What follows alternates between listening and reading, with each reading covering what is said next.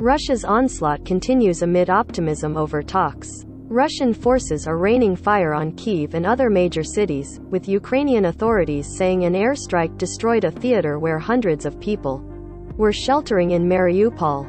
Kiev, Ukraine. Russian forces destroyed a theater in Mariupol where hundreds of people were sheltering Wednesday and rained fire on other cities, Ukrainian authorities said, even as the two sides projected optimism over efforts to negotiate an end to the fighting.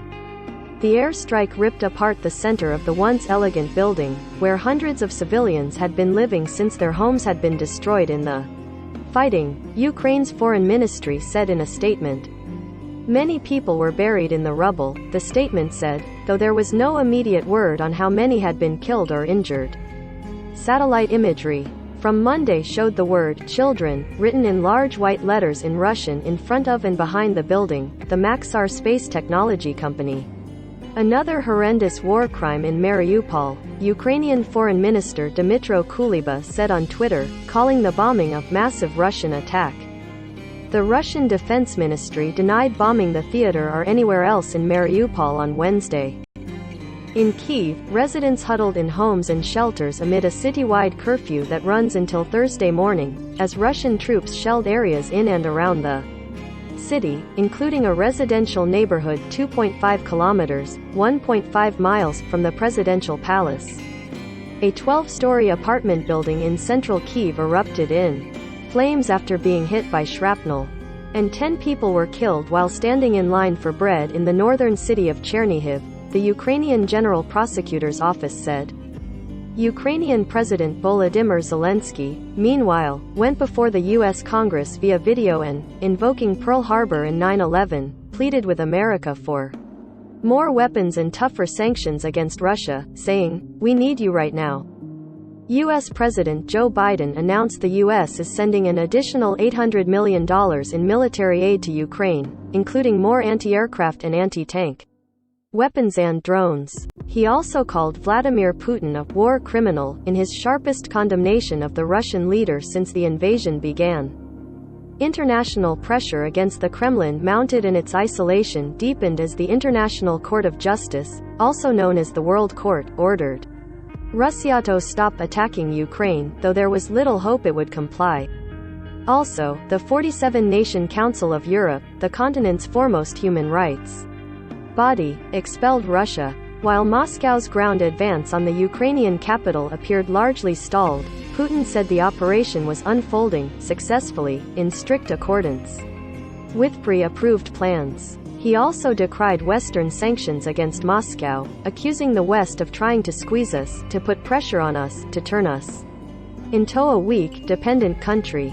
A senior U.S. defense official said the Russians were still making little tangible progress in much of the country, but have begun shelling the suburbs of Odessa, Ukraine's third-largest city and a major naval and shipping hub. The official, who spoke on condition of anonymity to discuss U.S. military assessments, said Russia's aims weren't clear, but Western officials have long worried about a ground assault on the coastal city. Another round of talks between the two sides was scheduled for Wednesday. After Tuesday's negotiations, Russian Foreign Minister Sergei Lavrov said a neutral military status for Ukraine was being seriously discussed by the two sides, while Zelensky said Russia's demands for ending the war were becoming more. Hopes for diplomatic progress to end the war rose after Zelensky acknowledged Tuesday in the most explicit terms yet that Ukraine is unlikely to realize its goal of joining NATO. Putin has long depicted Ukraine's NATO aspirations as a threat to Russia. Lavrov welcomed Zelensky's comment and said, "The business-like spirit, starting to surface in the talks, gives hope that we can agree on this issue." A neutral status is being seriously discussed in connection with security guarantees, Lavrov said on Russian TV. There are concrete formulations that in my view are close to being agreed. Russia's chief negotiator, Vladimir Medinsky, said the sides were discussing a possible compromise for Ukraine with a smaller, non-aligned military. Prospects for a diplomatic breakthrough were highly uncertain, however, given the gulf between Ukraine's demand that the invading forces withdraw completely and Russia's suspected aim of replacing Kiev's westward-looking government with a pro-Moscow regime. Ukrainian presidential advisor Mikhailo Podolyak denied Russian claims that Ukraine was open to adopting a model of neutrality comparable to Sweden or Austria. Podolyak said Ukraine needs powerful allies and clearly defined security guarantees to keep it safe.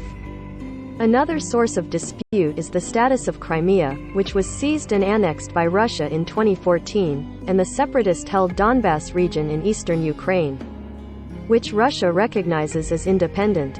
Ukraine considers both part of its territory. The fighting has sent more than 3 million people fleeing Ukraine, by the United Nations estimate. The UN has been able to confirm only 700 civilian deaths, though the actual total is far higher.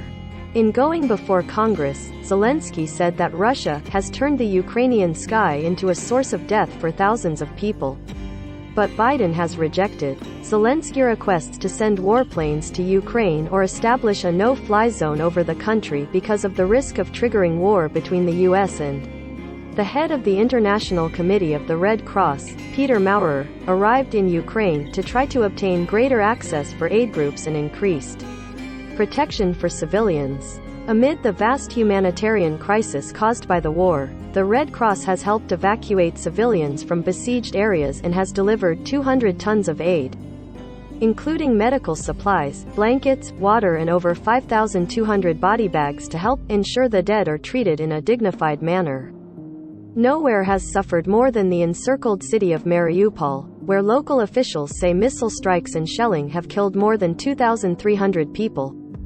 The southern seaport of 430,000 has been under attack for almost all of the 3-week war, in a siege that has left people struggling for food, water, heat and local authorities said Russian forces took hundreds of people hostage at a Mariupol hospital and were using them as human shields.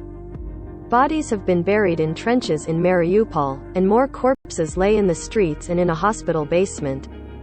Using the flashlight on his cell phone to illuminate the basement, Dr. Valery Drengar pulled back a blanket to show the body of an infant 22 days old. Other wrapped bodies also appeared to be children, given their size. "These are the people we could not save," Drengar said.